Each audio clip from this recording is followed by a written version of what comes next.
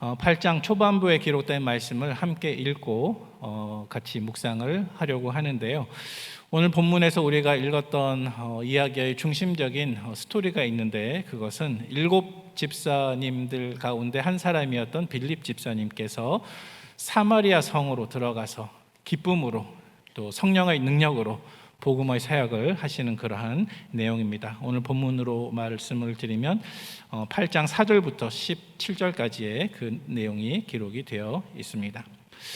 하지만 오늘 본문의 중심 이야기인 이 빌립 집사님의 사마리아 성에서의 복음 전도의 이야기가 시작될 때에는 사뭇 다른 분위기에서 이야기가 출발하고 시작한 것을 볼 수가 있습니다. 왜냐하면 오늘 8장 1절부터 3절까지의 말씀에 보면 어떤 이야기가 기록되어 있습니까? 바로 스데반 집사님의 순교 이야기가 기록이 되어 있습니다.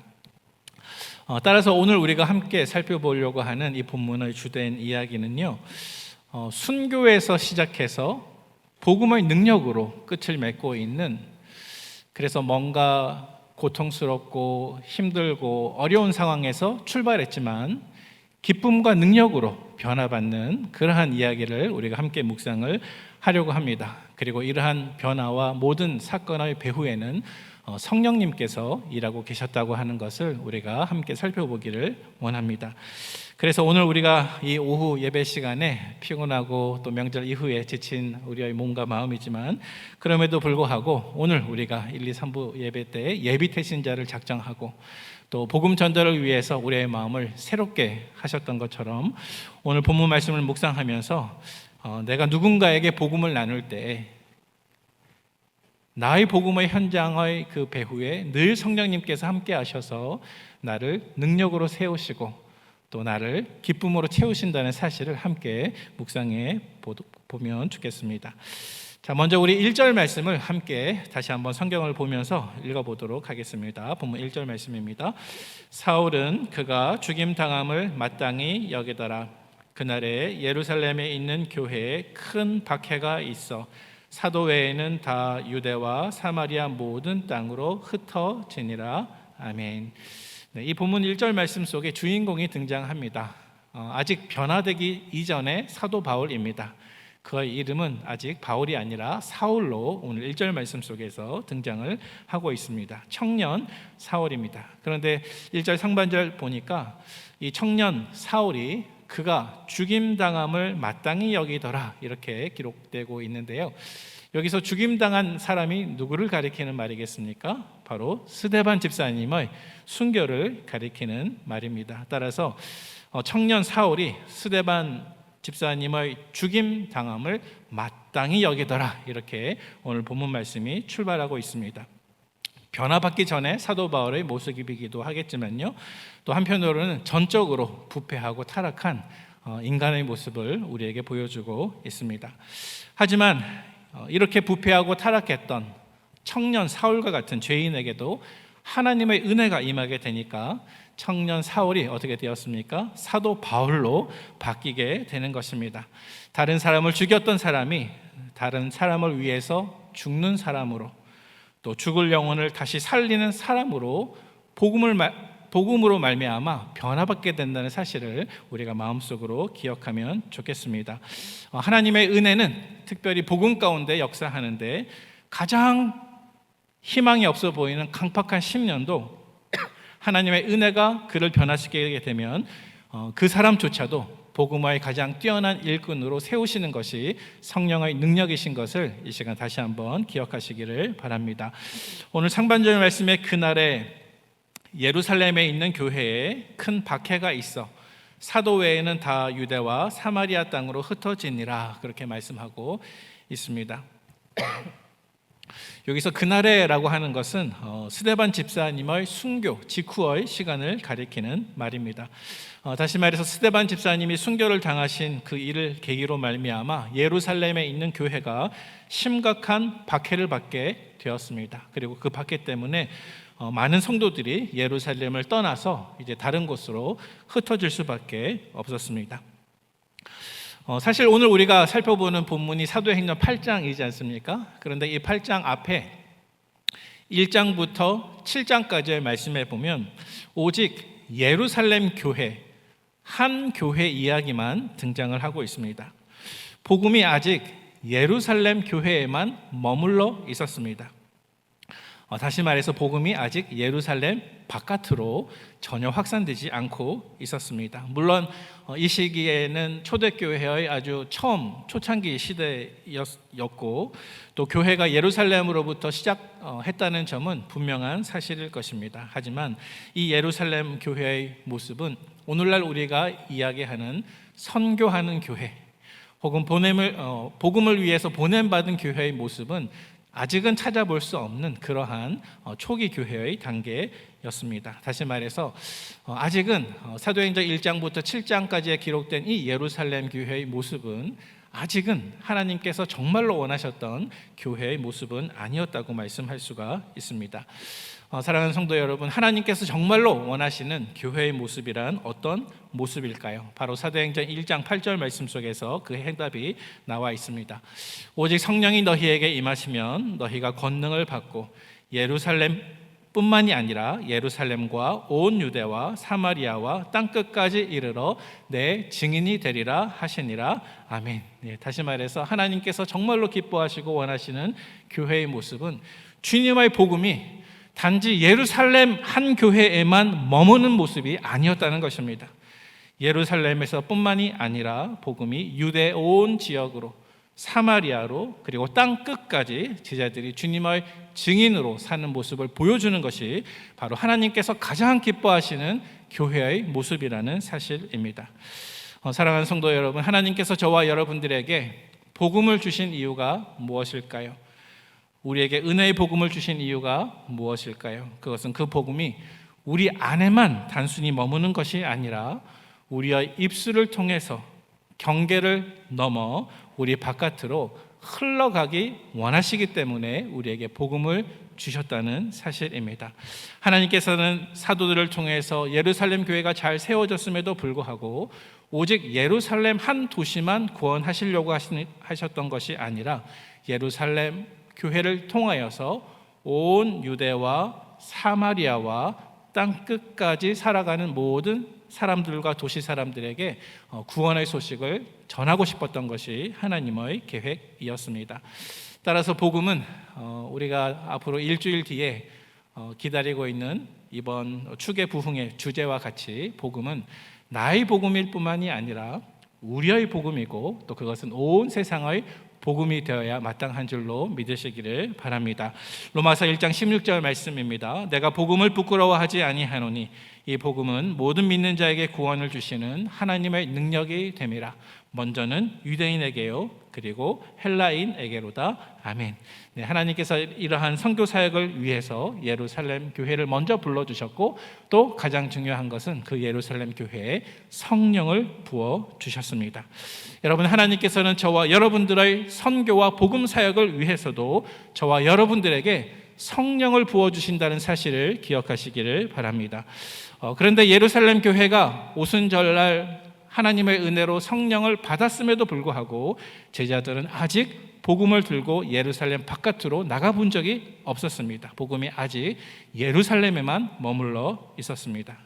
자, 그런데 이때 하나님께서는 우리 인간의 지혜를 뛰어넘는 놀라운 섭리를 이루어 나가고 계셨습니다. 바로 스데반 집사님의 순교를 통해서 예루살렘 교회에 큰 박해를 허락하신 것이었습니다. 사랑하는 성도 여러분, 하나님께서는 때때로 우리에게도 고난을 주시고 또 고통도 주시고 박해와 같은 상황도 허락해 주시는 것 같습니다. 하지만 하나님께서 우리에게 고난과 고통을 허락해 주실 때에는 결코 고통이나 고난 그 자체가 목적이 아닙니다. 하나님께서는 언제나 우리 속에 허락하신 고통과 고난을 수단으로 사용하시기를 기뻐하십니다. 그래서 때로는 내 안에 고통과 고난을 통해서 그리스도의 형상이 이루어질 수 있도록 도우시고 또 때로는 내 안에 고통과 고난을 통하여서 우리가 하나님의 말씀을 알 수 있도록 고난을 허용해 주시고 또 때로는 나의 고난을 통해서 하나님께서 영광을 받으시고 또 하나님의 나라를 세워가시기 위해서 그것을 허용하시고 사용하시는 것이 하나님의 놀라운 섭리입니다.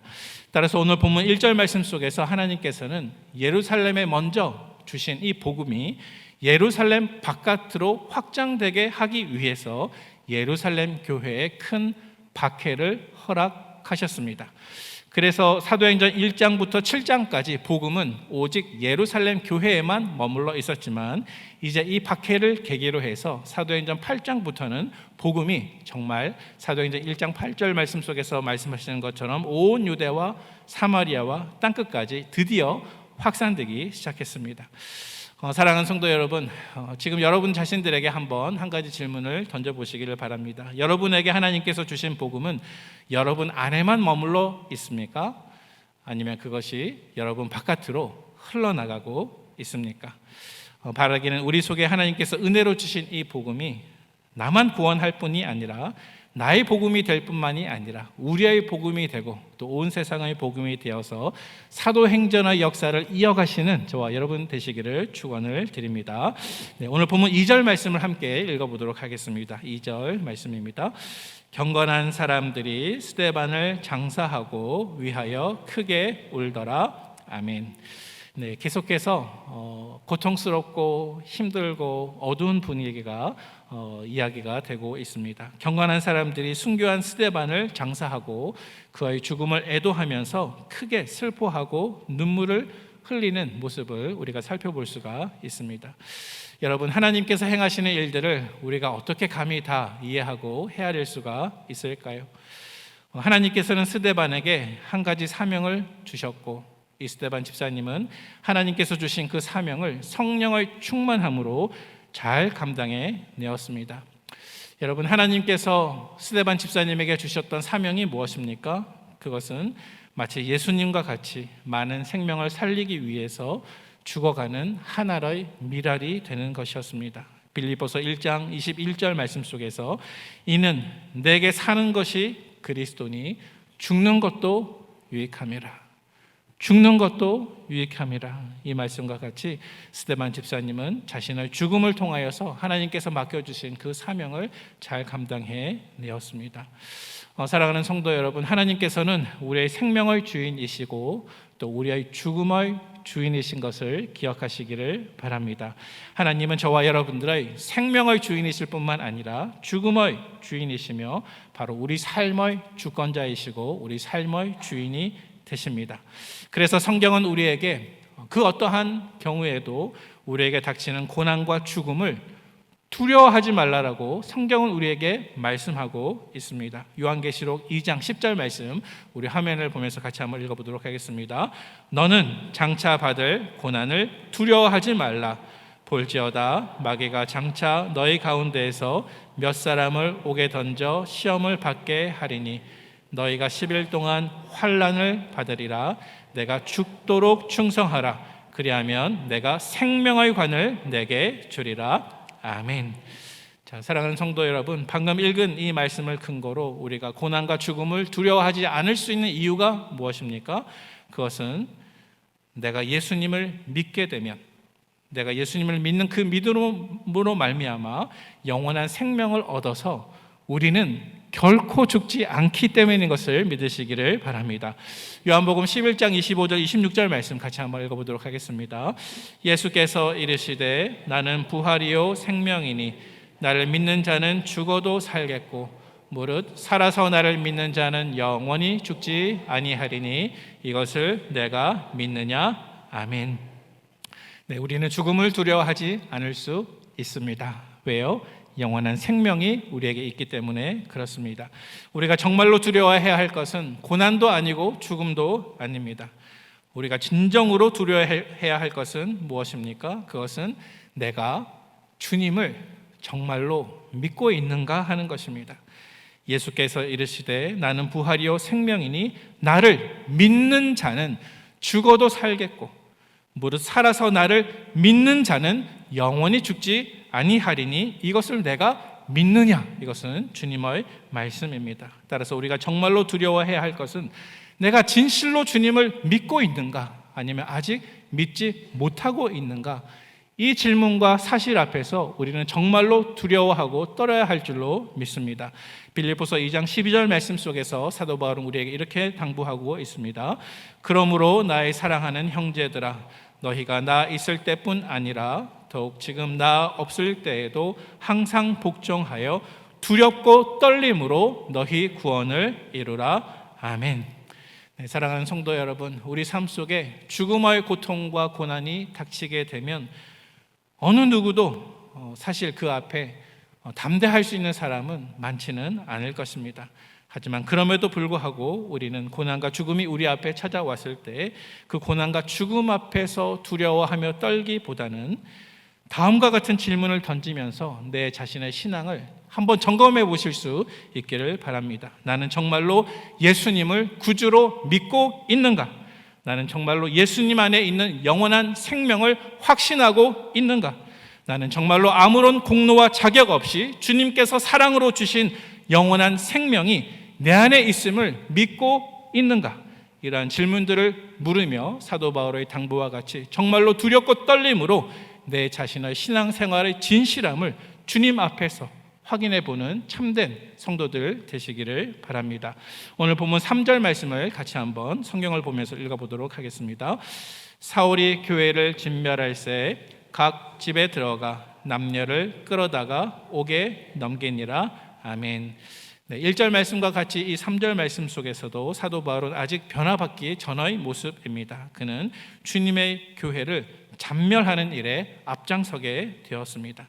하지만 이러한 그도 부활하신 주님께서 그를 먼저 찾아오셔서 사도행전 9장 말씀 속에서 그를 만나주시고 또 성령을 그에게 선물로 주셨을 때 이러한 사울도 사도 바울이라고 하는 새 사람으로 변화받을 수가 있었습니다. 그래서 이전에는 교회를 박해하던 사람이 이제는 교회를 위해서 박해받는 사람으로, 이전에는 교회를 무너뜨리려고 했던 사람이 이제는 교회를 세우려고 애쓰는 사람으로, 이전에는 그리스도의 십자가의 원수였던 이 사람이, 전에는 그리스도의 십자가의 원수였던 이 사람이 이제는 주 예수 그리스도를 아는 지식 외에 모든 것을 배설물처럼 여기는 사람으로, 새 사람으로 변화받게 되었습니다.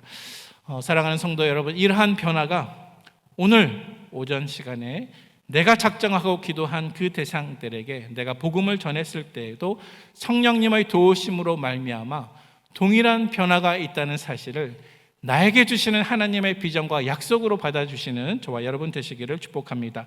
오늘 이 본문 3절 말씀 속에서 청년 사울은 아직까지도 교회를 진멸하는 일에 앞장서고 있었습니다. 따라서 이러한 시대적인 상황 안에서 먼저 믿은 그리스도인들이 두려움과 염려 없이 복음의 말씀을 담대하게 전하는 것은 결코 쉬운 일은 아니었을 것입니다. 어쩌면 그것은 사람의 능력으로는 불가능한 일이었을 것입니다.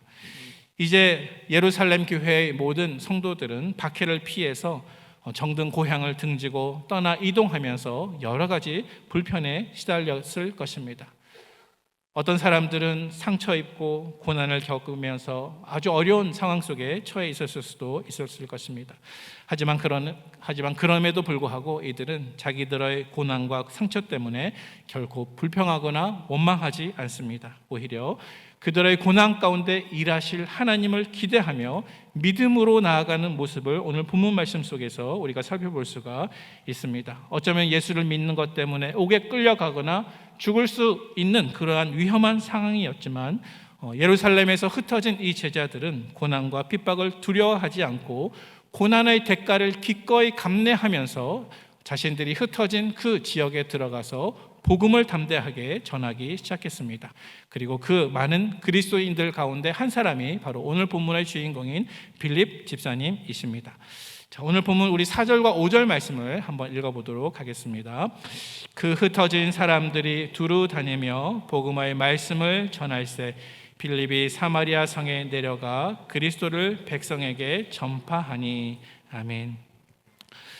사랑하는 성도 여러분, 우리가 누군가에게 작정하고 복음을 전하려고 하면 때로는 불편함을 느낄 때가 있을 것입니다. 때로는 내가 이 사람 보기에 그렇게 인간적으로 별로 좋지 못하고 내가 받은 고난과 상처가 있어서 내가 전도할 그 대상 앞에서 때로는 괴로워하고 걱정되는 것도 사실일 것입니다.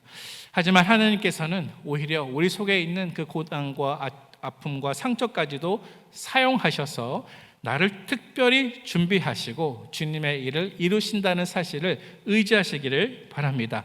하나님의 섭리와 계획을 마음속으로 믿음으로 신뢰하며 나아가시기를 바랍니다. 오늘 본문 속에 등장하는 빌립 집사님이 바로 그러한 분이셨습니다. 빌립 집사님의 복음 전도의 모습 속에서 가장 두드러진 부분이 있는데, 그것은 이 빌립 집사님이 사마리아 성으로 내려가서 복음을 전했다는 것입니다.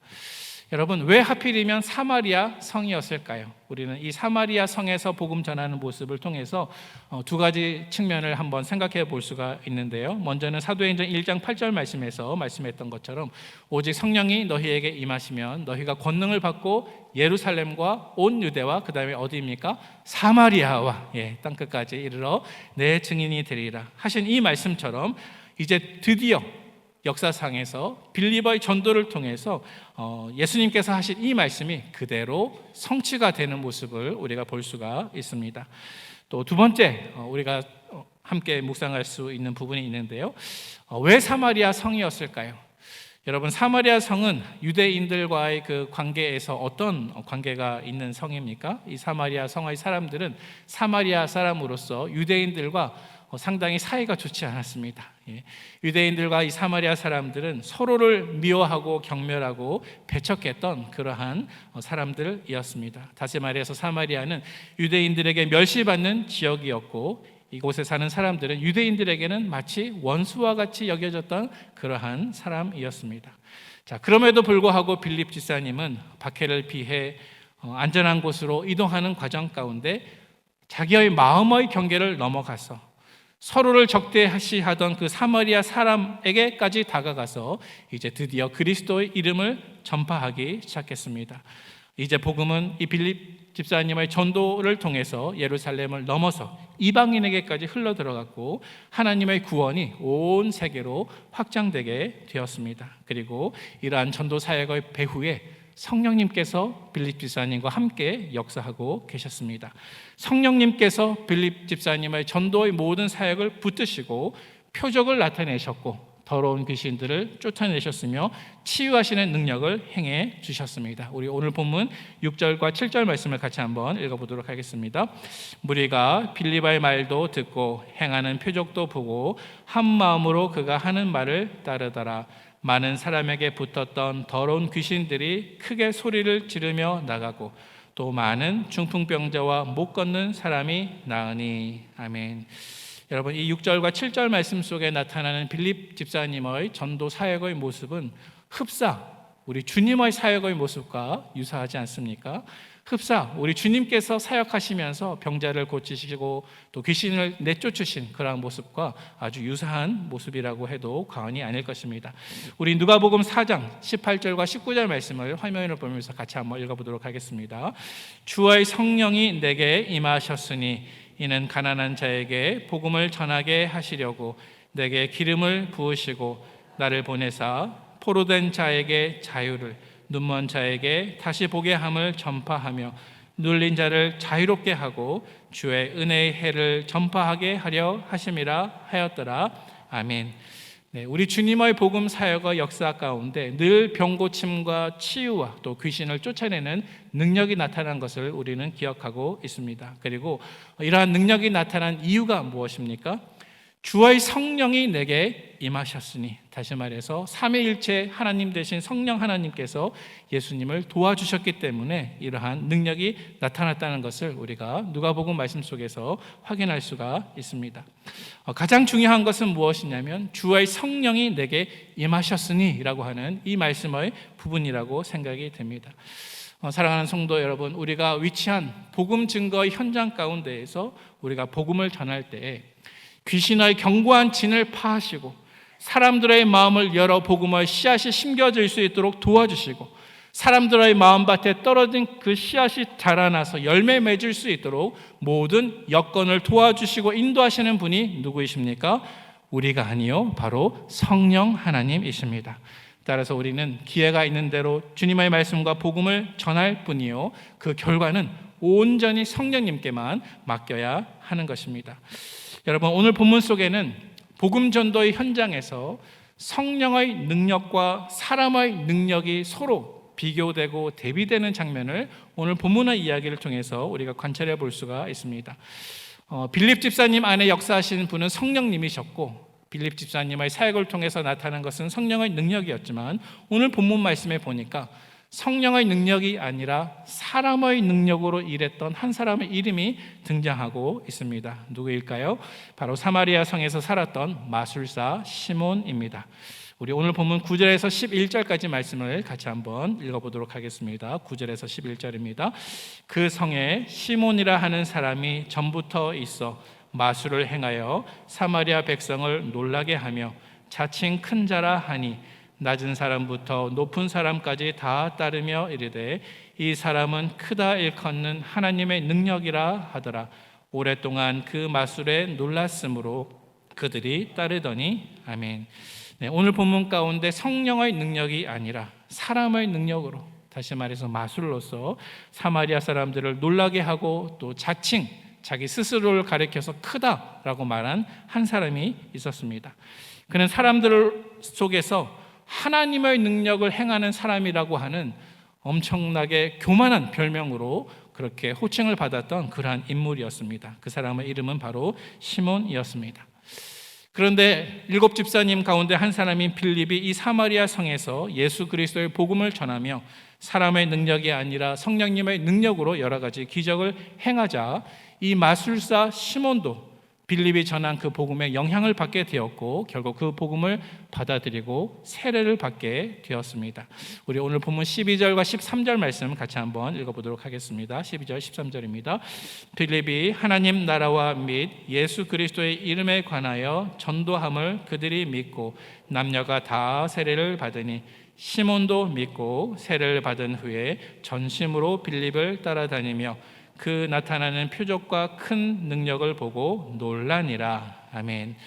네, 사실 오늘 본문 말씀 속에서 많은 사람들이 이 마술사 시몬의 인간의 능력을 보고 매우 놀라는 모습을 보여주었지만, 사실 오늘 본문 말씀 가운데 등장하는 사람의 능력과 성령님의 능력은 사실은요 비교조차 할 수 없는 것입니다. 왜냐하면 오늘 본문 속에서 많은 사람들 앞에 능력이 있다고 인정받았던 이 마술사 시몬 자신도 복음 앞에서는 무릎 꿇을 수밖에 없었고 또 세례를 받을 수밖에 없었습니다. 뛰어난 능력을 가진 마술사 시몬도 오늘 본문 13절 이하 말씀에 보니까 그가 세례받은 이후에 전심으로 빌립을 따라다니면서 그 나타나는 성령의 표적과 큰 능력을 바라보고 자기 자신과 감히 비교할 수 없는 그 능력 앞에서 놀라움을 금할 수 없었다라고 오늘 본문 말씀이 기록하고 있습니다. 여러분, 오늘 본문 속에서 마술사 시몬이 가졌던 사람의 능력과 또 복음 전도자 빌립 집사님 안에서 역사한 성령의 능력을 우리가 어떻게 비교하면 좋을까요? 그 두 능력의 차이에 대해서 우리 표를 한번 보면서 한번 살펴보도록 하겠습니다. 인간의 능력과 성령님의 능력의 차이가 무엇입니까? 그것은 그 능력의 출처와 목적과 영향력의 면에서 우리가 구분할 수가 있습니다. 먼저 마술사 시몬의 경우에 그 능력의 출처는 무엇입니까? 그것은 인간적인 수단과 기술입니다. 마술사 시몬이 가지고 있었던 그 마술의 능력은 하나님과는 전혀 무관한 세속적인 힘이었습니다. 또 마술사 시몬의 경우에 그 능력이 가지고 있었던 목적이 무엇일까요? 두 번째로 능력의 목적을 한번 살펴보면 마술사 시몬이 가지고 있었던 그 인간적인 능력이 결국 목적하는 것은 사람들의 찬사와 자기 영광이었습니다. 그래서 오늘 본문 속에서 마술사 시몬은 인간의 능력으로 사람들 앞에 하나님의 큰 능력이라고 그렇게 거짓 칭찬까지 받았고 자기 스스로 나는 큰 자다라고 말하면서 자기 영광을 누렸던 것을 볼 수가 있습니다. 인간의 능력으로서 마술사 시몬이 가진 그 능력의 영향력은 또 어떠하였습니까? 비록 마술사 시몬의 능력이 사람들을 놀라게 하였지만 그것은 일시적으로 놀라게 한 것이고 또 겉모습으로 놀라게 한 것입니다. 마술사 시몬이 가지고 있는 그 인간의 능력은 사람들의 삶을 근본적으로 변화시키지 못했습니다. 하지만 이에 반해서 빌립 집사님 안에서 역사했던 성령의 능력은 어떠하였습니까? 빌립 집사님 안에 있었던 성령의 능력의 원천은, 그 능력의 출처는 무엇입니까? 바로 성령 하나님이십니다. 인간적인 능력이 아니라 초월적으로 하나님께서 우리에게 주시는 능력을 빌립 집사님 안에서 우리가 관찰할 수가 있습니다. 두 번째로 빌립 집사님 안에서 역사한 그 성령의 능력이 가지고 있는 목적은 무엇입니까? 복음 전도자 빌립 안에 있는 성령의 능력은 그리스도의 복음을 증거하고 또 하나님의 구원 계획을 드러내어서 영혼을 구원하고 하나님께 영광을 돌리는 것이 바로 성령의 능력의 목적이었습니다. 마지막으로 성령의 능력이 가지고 있는 영향력은 무엇입니까? 마술사 시몬이 가진 영향력, 능력의 영향력은 일시적으로 사람의 겉모습을 현혹하고 그들을 감동시키는 것이었지만 빌립 집사님 안에서 역사했던 성령의 능력은 사람들의 영적인 상태를 변화시키는 능력이었습니다. 빌립 집사님 안에서 있었던 성령의 능력은 사람들이 그리스도를 예수 그리스도로 구주로 믿게 하는 영향력이었습니다. 사람들이 빌립의 사역을 통해서 세례를 받고 영적인 변화를 받고 또 영적인 열매를 맺게 된 것은 하나님이 가지신 성령 안에서 우리에게 주시는 그 능력의 영향력이 사람의 영향력과는 절대적으로 다른 참 능력과 영향력이기 때문에 그렇습니다. 사랑하는 성도 여러분, 이렇게 오늘 본문 속에서 우리가 알 수 있듯이 인간의 능력과 성령님의 능력은 전혀 다른 것입니다. 그러므로 교회 안에서 우리는 사람의 능력이 아니라 오직 성령의 능력만이 하나님께 영광을 돌릴 수가 있고 오직 성령의 능력만이 한 사람의 삶과 마음과 영혼까지 온전하게 변화시킬 수 있다는 사실을 기억하시기를 바랍니다. 그러므로 여러분, 우리가 오늘 오전에 작정하고 기도하며 태신자들에게 복음을 전하기 위해서 사람의 능력이 우리에게 있으면 물론 좋겠지만요, 사람의 능력을 구하는 것이 아니라, 그것을 사모하는 것이 아니라 오직 성령의 능력을 사모하시는 저와 여러분 되시기를 축복합니다. 이제 말씀을 정리하도록 하겠습니다. 말씀을 정리하면서 오늘 본문 가운데 빌립을 통해서 성령의 능력이 나타나고 사마리아 사람들이 하나님 나라와 예수 그리스도의 이름을 들으며 그 이름을 믿고 세례를 받을 때 그 성에 어떤 일이 벌어지게 되었습니까? 우리 마지막으로 8절 말씀 같이 한번 읽어보도록 하겠습니다. 그 성에 큰 기쁨이 있더라. 아멘. 네. 빌립 집사님을 통해서 성령의 능력이 나타나고 사마리아 사람들에게 복음이 증거되며 예수님의 이름을 그들이 믿게 되었을 때 오늘 본문 사도행전 8장 8절 말씀 속에서 기록하기를 사마리아 성에 기쁨이 있었습니다. 어떤 기쁨이 있었습니까? 큰 기쁨이 있었더라라고 말씀하고 있습니다. 이것은 빌립이 사마리아의 복음을 전하고 성령의 능력으로 기적을 행할 때 사람들이 복음을 듣고 예수 그리스도를 구주로 받아들일 때 그들 가운데 어떤 변화가 있었는지를 우리에게 설명하고 있는 부분입니다. 그 성에 기쁨이 있었더라라고 말씀하고 있는데요, 여러분, 오늘 본문 말씀 속에서 결론적으로 말씀하고 있는 그 큰 기쁨은 도대체 어떤 기쁨일까요? 사마리아 성에서 일어난 이 기쁨은 결코 일시적이거나 감정적인 기쁨이 아니라 복음으로 인해서 누릴 수 있는 구원의 기쁨인 것을 기억하시기를 바랍니다. 결코 물질적이거나 외적인 조건 때문에 만족해서 일어나는 그러한 기쁨이 아니었습니다. 이 성에 하나님께서 은혜로 베풀어 주신 그 기쁨은 영적인 만족과 또 하나님이 우리에게 주시는 참 평안에서 오는 그러한 기쁨이었습니다. 다시 말해서 환경으로 인한 기쁨이 아니라 하나님과 내가 새로운 관계를 시작하면서 얻을 수 있는 기쁨, 내가 하나님으로부터 영적인 생명을 얻었기 때문에 누릴 수 있는 구원과 회복의 기쁨에 대해서 오늘 본문에서 우리에게 말씀하고 있습니다. 이것을 조금 더 구체적으로 말씀을 한번 해보면 오랫동안 유대인들에게 멸시받고 영적으로 소외되었던 이 사마리아 사람들에게 복음이 전파됨으로 말미암아 그들은 이제 드디어 하나님의 자녀가 될 수 있는 은혜의 기쁨을 누리게 되었습니다. 빌립 집사님이 복음을 전할 때 성령의 능력으로 악한 영들이 떠나가고 많은 병자들이 치유되는 이 일을 통해서 그들은 우리 나약한 죄인인 인간을 압도하는 자연악과 영적인 세력으로부터 참 자유를 얻는 기쁨을 맛보게 되었습니다. 여러분, 성경은 이렇게 하나님의 부르심과 구원의 은혜로 우리에게 주시는 그 기쁨에 대해서 많은 곳에서 노래하고 있는데요. 대표적으로 이사야 12장 3절 말씀 우리 화면을 보면서 같이 한번 읽어볼까요? 그러므로 너희가 기쁨으로 구원의 우물 들에서 물을 기르리로다. 아멘. 네, 사도행전 16장 34절 말씀도 같이 한번 읽어보도록 하겠습니다.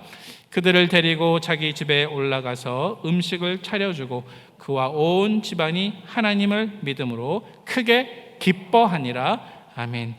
여러분, 오늘 본문 말씀 속에서 사마리아 사람들에게 임한 이 기쁨은 우리가 복음을 전하는 그 현장에서 성령의 능력으로 이루어질 수 있는 똑같은 기쁨인 것을 기억하시기를 바랍니다. 오늘 본문은 전체적으로 스데반의 순교 이후에 예루살렘 교회에 박해가 찾아왔고 그 박해로 말미암아 예루살렘 성도들이 흩어져서 복음을 전했지만 그 가운데 한 사람인 빌립 집사님이 사마리아 성에서 얻었던 큰 기쁨으로 오늘 이야기가 마무리되고 있습니다. 때로는 우리의 복음 사역과 우리의 전도가 어렵고 고통스럽고 고된 상황에서 시작할 수 있을 것입니다. 하지만 이내 우리에게 주시는 소망이 있는데요. 그것은 성령께서 우리에게 초월적인 능력과 기쁨을 주셔서 복음의 열매를 맺게 하실 것이라는 사실입니다. 이러한 변화가 있었던 이유가 무엇입니까? 예루살렘 교회에만 머물렀던 이 복음이 경계를 넘어서 소외되었던 사마리아 성까지 흘러갔기 때문에 이러한 변화가 오늘 본문 말씀에 기록되어 있습니다. 사랑하는 성도 여러분, 저와 여러분을 구원한 그 복음이 내 속에만 머무는 것이 아니라 경계를 넘어서 우리의 삶과 입술을 통해서 영적으로 소외받는 곳으로 흘러 들어갈 때에 오늘 본문 말씀 속에서 약속되어 있는 고통에서 출발하지만 기쁨으로 열매를 맺는 이러한 사역의 변화가 저와 여러분들에게도 있을 것을 믿으시기를 바랍니다. 시편 말씀 속에서 이렇게 말씀하고 있습니다. 우리 다 같이 한번 읽어보면 좋겠습니다. 눈물을 흘리며 씨를 뿌리는 자는 거두리로다. 울며 씨를 뿌리러 나가는 자는 반드시 기쁨으로 그 곡식단을 가지고 돌아오리로다. 아멘. 네, 이제 말씀을 맺습니다. 오늘 1, 2, 3부 예배 때 마음에 품으신 그 예비 태신자들을 위해서 기도하시다가 성령께서 능력 주시고 성령께서 인도해 주셔서 우리가 비록 눈물로 씨를 뿌리겠지만 기쁨으로 곡식단을 가지고 돌아올 수 있는 이러한 모습의 약속이 저와 여러분들에게 허락된 성령님의 비전으로 받으시는 저와 여러분의 믿음 생활과 결심되시기를 주님의 이름으로 축원을 드립니다. 아멘.